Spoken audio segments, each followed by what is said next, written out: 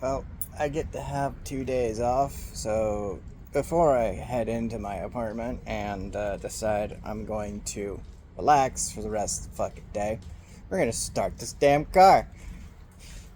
Because why not? Because why not? Mm. Just making sure we get it started every now and again. Gotta keep the fluids moving.